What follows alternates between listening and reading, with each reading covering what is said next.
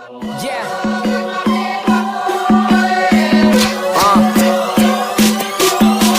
Banyak sekali bicara, media otak perkara, propaganda dan pucara, dan takkan habis perkara. Isu sara, panas marah, torang marah dan pucara, diam panas membara.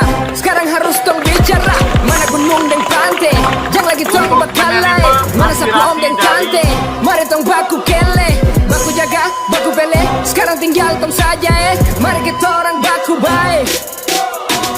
Dong subah atur dari lama, nenek dan tete dapat nama. Ini cerita dan jam lama, dulu sekarang dong tetap sama. Apa yang Tuhan tuh kasih, mari tong jaga dan syukuri. Tanah ini diberkati.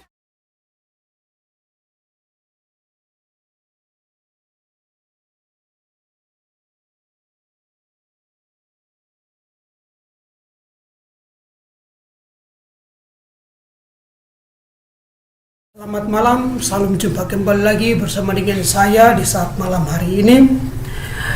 Malam hari ini kami akan berbincang-bincang atau diskusi terkait dengan situasi tanah Papua yang semakin seru ya di kalangan para elit politik, di kalangan masyarakat, dan berita ini sangat cukup panas, dan juga ada pro dan kontra antara para elit, para masyarakat pemuda, dan juga perbincangan terkait dengan DOP atau daerah otonomi baru atau pemekaran provinsi. Ini sangat berdampak baik, terus ada yang berdampak buruk, dan hal-hal itu kami akan berbicarakan pada malam hari ini. Teman-temanku sekalian, di saat malam hari ini ada narasumber saya bersama dengan seorang pemuda aktivis, dan beliau sudah bersama dengan saya di saat malam hari ini. Selamat datang ya, selamat malam. Malam hari ini kami akan berbicara tentang situasi tanah Papua, tentang DOP atau daerah otonomi baru.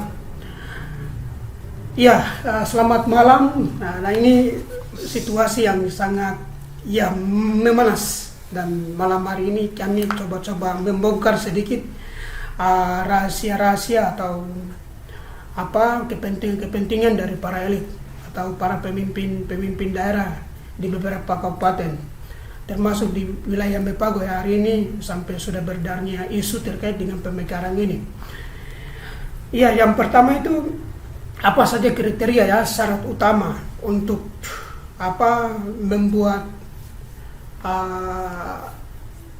membuat pemekaran. Itu syarat-syaratnya apa saja?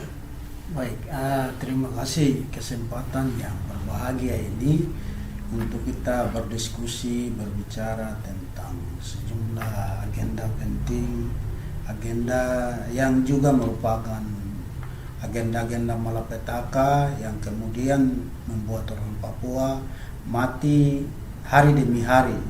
Sejak bagaimana Papua diintegrasikan ke dalam Indonesia, dan soal pemekaran yang sudah disampaikan oleh moderator tadi itu juga merupakan salah satu akumulasi daripada integrasi yang belum tuntas sampai hari ini terus-menerus terjadi berbagai macam hal, termasuk soal pemekaran yang sudah disebutkan tadi. Pertama, kalau kita berbicara soal pemekaran itu tidak terlepas dari sejumlah kejahatan kemanusiaan, sejumlah tindakan represif militer, sejumlah hal-hal yang dilakukan demi mengeksploitasi sumber daya alam Papua, bahkan memarginalkan orang Papua itu sendiri. Itu bagian salah satu hal yang sedang mereka lancarkan di tanah Papua saat ini. Sehingga syarat-syarat pembentukan itu menurut Undang-Undang Nomor 23 tahun 2014 pasal yang ke-33 dan 34 itu kan sudah jelas menjelaskan tentang bagaimana syarat-syarat pembentukan salah satu daerah otonom baru, mulai dari melihat letak geografis yang memungkinkan pembentukan terhadap satu otonomi daerah atau tidak, kemudian dilihat daripada sumber daya manusia yang memadai atau tidak. Itu kan hal-hal, berbagai macam hal yang harus dilihat dari berbagai pertimbangan. Tapi saya rasa itu tidak menjadi ukuran yang penting. Saya tidak terlalu menekan soal aturan-aturan yang dirancang oleh Indonesia di atas tanah ini, karena saya tahu bahwa aturan-aturan itu tidak berpihak ke orang Papua. Semua hal yang terjadi itu atas nama integrasi yang seperti tadi saya sudah sebutkan, dan demi mempertahankan kedaulatan NKRI di tanah Papua, terus-menerus mereka akan lancarkan sejumlah agenda di tanah Papua, sehingga saya lebih melihat bagaimana proses Papua ini dimasukkan secara paksa di Indonesia. Dari semangat itu mulai sampai hari ini juga mereka melakukan sejumlah agenda, dan juga salah satu semangat daripada Otsus Jilid 2 yang sudah disahkan sepihak di Jakarta tanpa melibatkan sejumlah stakeholder, bahkan melibatkan sejumlah aspirasi dari Papua, padahal masyarakat sendiri sudah menolak secara 100%, dan berbagai macam organisasi sektoral, bahkan organisasi-organisasi yang selama ini konsisten memperjuangkan hak bangsa Papua sudah menolak secara lisan, secara tulisan, bahkan demonstrasi yang terus-menerus dilakukan, tapi itu diabaikan hanya untuk mempertahankan kedaulatan di atas tanah ini. Mungkin soal syarat yang sudah ditanyakan oleh moderator tadi, saya pikir tidak perlu kita pertimbangkan dari sisi pendekatan yuridis atau undang-undang yang dibuat oleh Indonesia sendiri, tapi saya lebih melihat bagaimana proses politik Papua ke dalam Indonesia yang hingga hari ini belum selesai. Itu seperti itu. Iya, ini sangat luar biasa. Tadi yang saya lihat itu aturan yang tidak berpihak kepada orang Papua. Mungkin saja hari ini rakyat Papua tidak punya keinginan untuk pemekaran dan lain segala macam, karena itu hanya mengakibatkan sesuatu hal yang sangat memburuk kepada orang Papua. Iya, yang kedua itu ini pertanyaan yang tadinya sudah sampaikan, tapi saya ulang lagi, ada pertanyaan yang kedua itu apakah kepentingan di balik DOP yang dilakukan oleh beberapa bupati atau asosiasi bupati Mepago yang sekarang sedang rancang hari ini. Mungkin kepentingan apa di balik DOP ini? Baik, terima kasih. Mungkin ini pertanyaan yang sederhana tapi dampaknya lebih besar yang akan kita hadapi ke depan.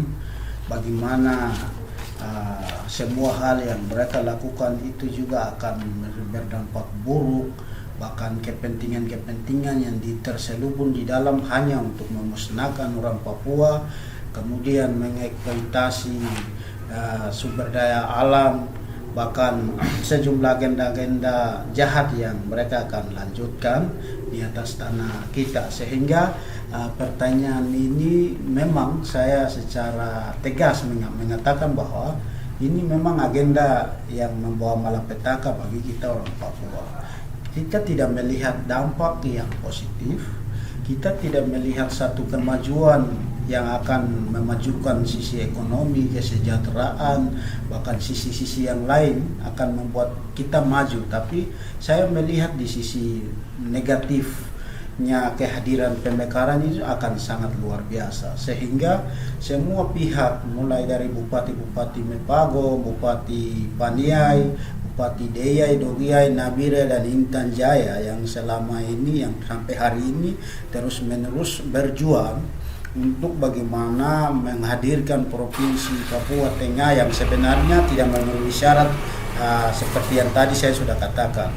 Itu poin utama dan terutama. Tapi saya rasa soal syarat-syarat yang sudah diakomodir dalam undang-undang itu tidak mereka akan pandang sebagai satu dasar hukum, tapi akan selalu mereka melihat dari perspektif politik orang Papua. Bagaimana memperluas kapasitas militerisme, memperluas sejumlah sistem penjajahan yang mereka terus-menerus dilakukan di tanah Papua, sehingga hal-hal yang baik itu akan dinomorduakan dan demi kepentingan Jakarta dan mempertahankan NKRI di Papua, itulah yang akan mereka kedepankan.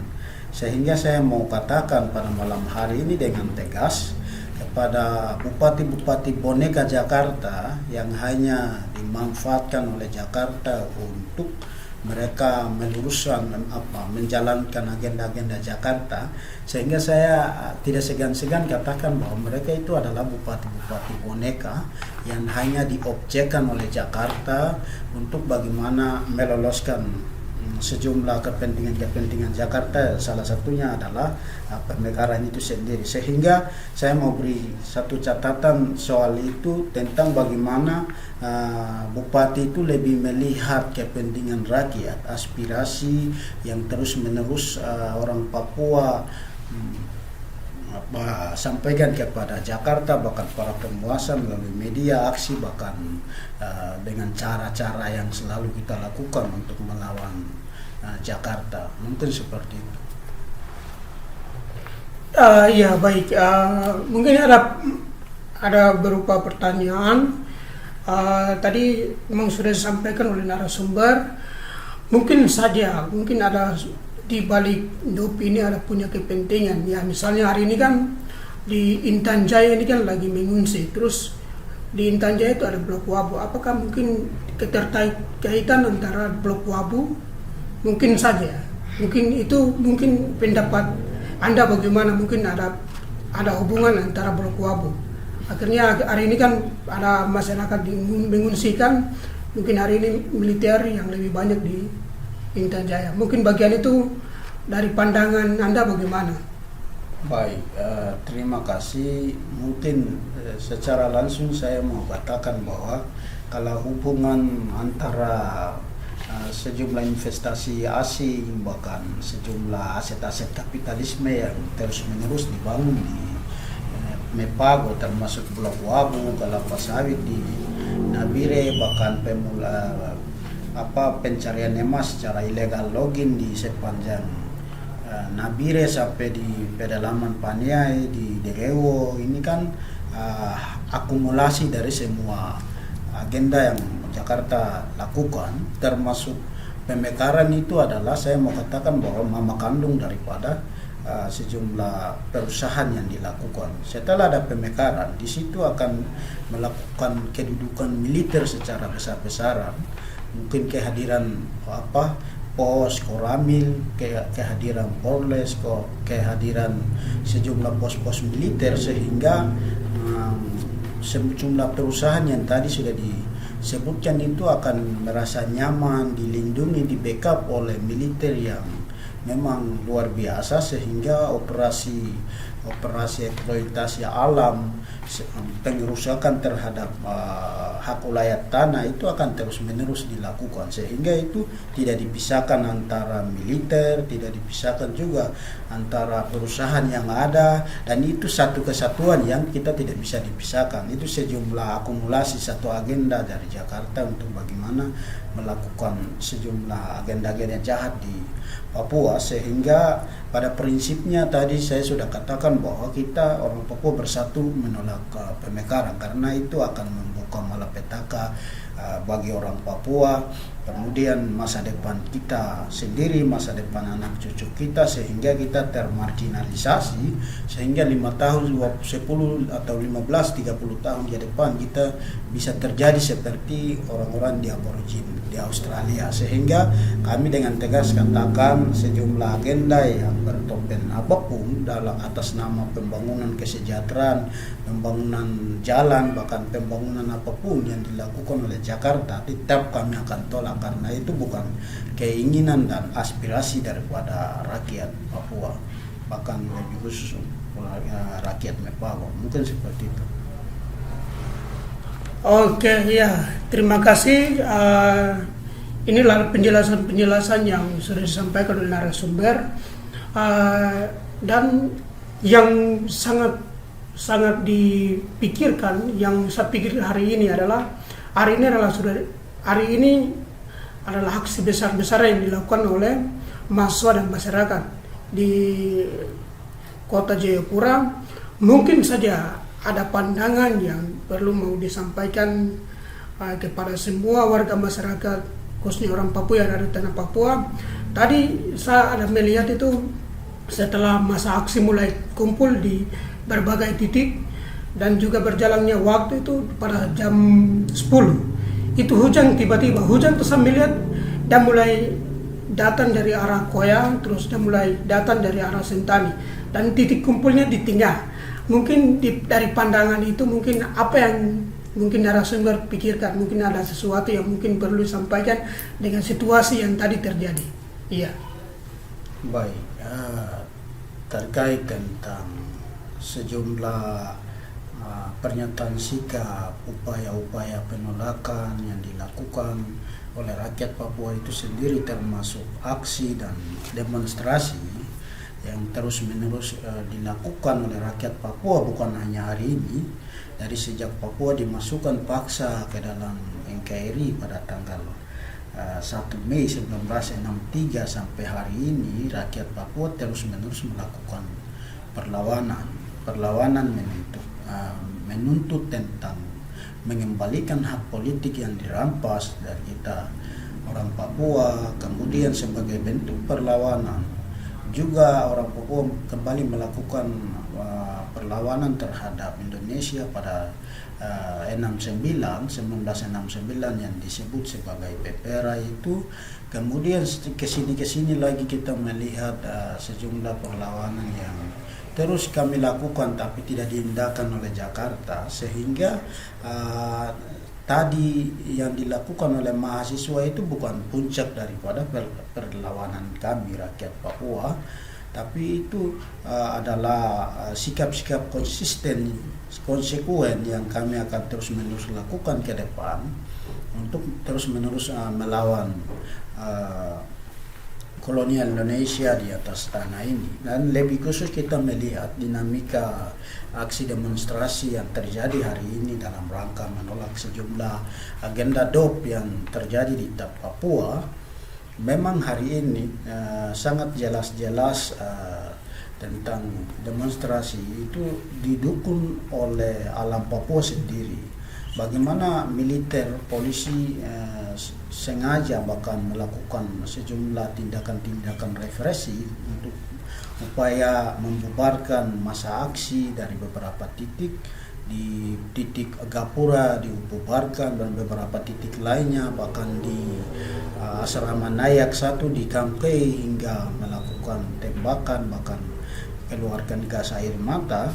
Tapi itu tidak menjadi hal yang membuat kami stop terhadap perlawanan kita dan mundur satu langkah ke belakang. Tapi ternyata banyak-banyak suara, banyak-banyak massa, banyak-banyak orang Papua yang terus-menerus mengkonsolidasi di berbagai titik, sehingga tadi terlihat sesuatu yang sangat luar biasa ketika polisi dalam posisi yang terpencar dan kefokusan mereka sudah terbagi, di mana orang Papua itu kembali bersatu dari hati ke hati, dari pikiran ke pikiran, dari kelompok ke kelompok, menduduki di jantung kota Jayapura, Perumas 2, sehingga aksi hari ini yang sudah terwujud menyampaikan kepada DPRP Kolonial Indonesia.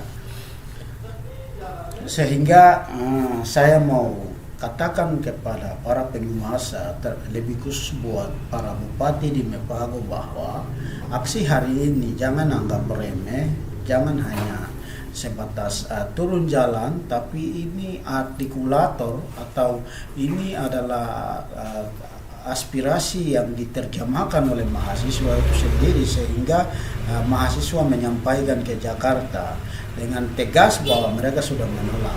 Sehingga para bupati jangan menganggap remeh terhadap pergerakan perlawanan mahasiswa, karena kalau kita melihat sejumlah sejarah di dunia bahkan di Indonesia, bagaimana era Orde Baru itu dihancurkan oleh mahasiswa itu sendiri dan kembali masuk pada era reformasi pada tahun 1998, itu juga ulah daripada perlawanan mahasiswa itu sendiri. Sehingga mahasiswa itu memiliki sejumlah sejarah dalam perlawanan, bahkan sejumlah sejarah yang terus-menerus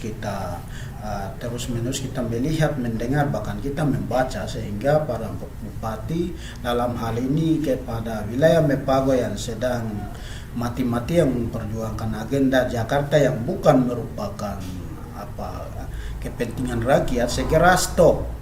Dan hari ini terakhir daripada semua upaya yang kamu lakukan di atas tanah ini, dan segera melihat, membaca, mendengar secara baik terhadap semua aspirasi yang sudah disampaikan tadi. Karena aspirasi dari rakyat sudah disampaikan oleh mahasiswa tentang bagaimana pemekaran yang dihadirkan itu adalah bukan merupakan dari rakyat.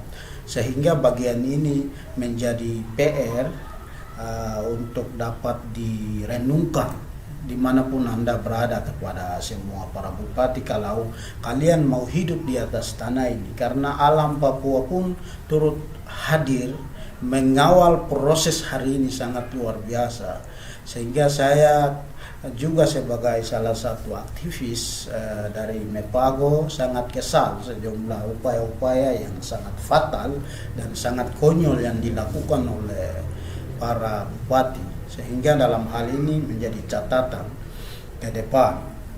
Dan bagaimana kalau kita mau melancarkan sejumlah agenda Jakarta yang bukan juga merupakan kepentingan rakyat, mau terus meloloskan, dan kita sendiri mau taruh kemana kepada anak cucu kita ke depan, akan hidup kemana, makan di mana, tinggal di mana. Karena jelas-jelas sejumlah pengerusakan terhadap alam kita, pengerusakan terhadap sejumlah dusun-dusun kita itu akan jelas-jelas terjadi. Mungkin sejumlah hal pertimbangan dari pertimbangan yuridis tadi, undang-undang tentang bagaimana pembentukan syarat salah satu DOP itu dilihat dari undang-undang yang tadi saya sudah sebutkan nomor 23 tahun 2014, itu juga sudah jelas mengatakan tentang bagaimana pembentukan satu DOP, daerah DOP itu juga harus mendapatkan persetujuan daripada DPRP, kemudian gubernur setempat, dan bagaimana undang-undang otsus itu memberi kewenangan kepada MRP untuk merumuskan sejumlah persoalan yang ada. Tapi saya rasa pesimis terhadap sejumlah lembaga yang saya sebutkan itu sendiri, karena sikap mereka sampai hari ini belum jelas. Posisi mereka terhadap Jakarta hari ini belum jelas tentang sejumlah kompleksitas masalah yang terjadi di Papua.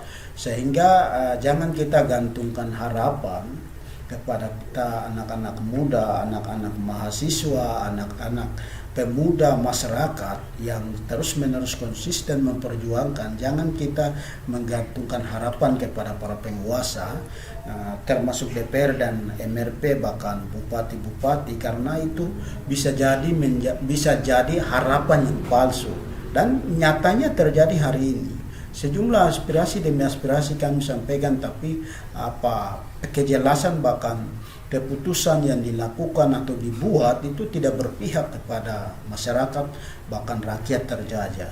Sehingga perlawanan demi perlawanan untuk melawan kolonialisme, kapitalisme, dan imperialisme di Papua terus kita lakukan ke depan. Mungkin seperti itu. Iya, aksi restorasi dalam rangka agenda DOP demonstrasi yang tadi dilakukan, dan juga aksi yang tadi dilakukan adalah aksi dari orang Papua, orang asli Papua yang sudah turun tangan dan merasa diri bahwa tanah ini tidak aman. Tanah ini dalam situasi yang tidak aman, dalam penindasan oleh para penjajah. Dan juga disampaikan kepada semua bupati-bupati Mepago, jangan membuat aturan yang tidak berlaku kepada orang Papua, dan juga jangan membuat agenda malapetaka buat orang Papua, dan juga jangan memperluas militarisme di tanah Papua, karena kita membuat sebuah pemekaran provinsi itu hanya memberikan dampak yang baik kepada orang pendatang untuk menduduki, ya, dan juga memberikan dampak yang baik kepada paramilitarisme. Yang dampak yang buruk yang kita terima tadi narasumber sampaikan, wacana-wacana atau wacana yang dibentuk oleh para kapitalis Jakarta atau para penjajah, itu hanya membuat kita untuk terbawa dalam sebuah sistem yang sangat membodohi kita, atau mereka sudah rancang sesuatu untuk merancang orang Papua dalam sebuah pemusnahan etnis Malaysia. Iya, mungkin yang terakhir, mungkin apa yang mungkin mau sampaikan menjadi solusi atau semangat perjuangan atau semangat rakyat Papua terkait dengan situasi tanah Papua ini. Baik, Ya. Terima kasih moderator, waktu yang ketiga kali untuk menyampaikan catatan-catatan penting yang menjadi tugas kita bersama, baik itu kepada mahasiswa, kepada LSM, kepada kepala-kepala suku di daerah, bahkan kepala-kepala desa, bahkan sejumlah kedudukan yang berkepentingan, yang punya suara, bahkan yang punya hak untuk menyampaikan pendapat kepada Indonesia. Kita harus menyampaikan jelas-jelas tentang fakta objektif di lapangan, tentang ketidakmajuan dari sisi ekonomi, ketidaksejahteraan dari sisi pembangunan, bahkan sejumlah persoalan yang terus-menerus kita alami, itu jelas-jelas kita sampaikan kepada Jakarta. Jangan hanya karena faktor satu dan lain hal kita menyembunyikan fakta di lapangan lalu membicarakan soal-soal yang sebenarnya tidak faktual. Itu bermasalah ke depan, sehingga kita berbicara hal yang fakta. Kemudian yang kedua, tidak terlepas dari apa yang tadi saya sudah sampaikan, itu salah satu daripada upaya pemekaran yang dilakukan oleh Jakarta di Papua, lebih khususnya di Mepago, itu juga merupakan praktek-praktek daripada teori DPD et impera itu. Teori itu dirancang oleh teori politik militer, di mana ketika Belanda menjajah Indonesia, Belanda menggunakan teori itu untuk bagaimana memecah belah persatuan yang lebih solid, kekompakan yang lebih solid, kemudian sejumlah kelompok-kelompok yang dianggap sebagai solidaritas yang dapat mengancam penjajah yang lebih solid. Itulah ya, hanya tujuan mau menghancurkan, sehingga mereka waktu itu Belanda mempraktekannya pada saat Belanda jajah Indonesia, sehingga tidak kesini kita melihat juga teori itu diadopsi oleh Indonesia, sehingga di Papua juga hari ini sedang lakukan jelas-jelas bagaimana kita dipeta-petakan, satu kabupaten menjadi dua, satu desa menjadi dua desa, satu distrik menjadi dua distrik. Sebenarnya luas wilayah yang tidak memenuhi syarat secara undang-undang, bahkan pertimbangan-pertimbangan yang lain, tapi dipaksakan terus. Itu jelas-jelas agenda BIN untuk memecah belah kita orang Papua, agar kita tidak solid melawan, agar kita tidak bersatu untuk melawan, agar kita tidak bersatu pikiran, satu tujuan dan satu komando untuk melawan Indonesia. Itu teori DPD merah, bagian daripada itu sedang praktekkan di tanah Papua, lebih khususnya di Mepago. Sehingga dalam hal ini kita harus berpikir lebih jernih bagaimana kita menanamkan pola berpikir yang humanisme, bagaimana mengutamakan manusia yang nomor satu, manusia yang menjadi yang terpenting. Itulah yang kita tanamkan dalam otak dan pikiran kita. Sehingga saya juga mau pesan kepada semua stakeholder, baik itu DPR, bahkan Pemda, Mepago yang ada, jangan biarkan otak dan pikiran itu dirasuki oleh nafsu kekuasaan, nafsu yang sebenarnya tidak penting untuk orang lain, tapi hanya dipaksakan dengan kepentingan-kepentingan sepihak. Itu segera kita tinggalkan dan melihat kembali realita persoalan yang hari ini terjadi. Itu lebih penting ketimbang kita mati-matian kepentingan orang lain, dan pada akhirnya kita juga menjadi tumbang daripada semua itu. Dan kalau kita lihat faktanya hari ini di Papua, sejumlah orang-orang penting, pejabat-pejabat yang selama ini mempertahankan Indonesia di Papua, itu jelas-jelas mereka ini sedang mati konyol, mati dengan hal-hal yang kita rasa luar biasa, mati misterius yang sebenarnya tidak boleh terjadi, tapi nyatanya terjadi. Ini sejumlah hal yang Jakarta sedang lakukan terhadap para bupati sekalipun itu pejabat negara. Karena Pendeta Beni Giai juga mengatakan bahwa kau mau bupati, kau mau DPRK, kau mau duduk di jabatan apa saja, itu sama seperti kita sedang bergaya dalam akuarium, artinya kita dalam penjara. Jadi mungkin kita berpikir yang bagus, jernihkan pikiran kita daripada kotor-kotor yang sudah dirasuki oleh Jakarta dalam rangka kepentingan mereka, agar kita lebih melihat fakta persoalan, kita melihat fakta objektif di Papua yang inginkan oleh rakyat itu seperti apa, yang diminta oleh rakyat itu seperti apa. Yang hari ini adalah rakyat minta untuk bagaimana bebas di atas tanahnya sendiri, bebas dari kolonialisme Indonesia, untuk mendirikan negaranya sendiri, agar kita menjadi tuannya di atas tanahnya sendiri.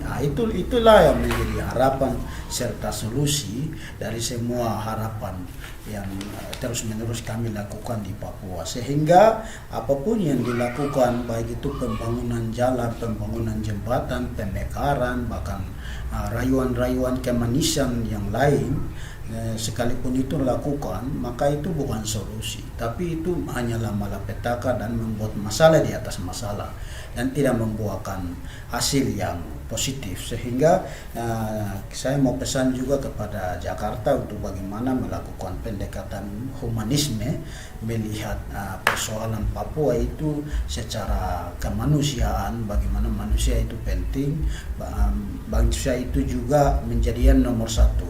Seperti undang-undang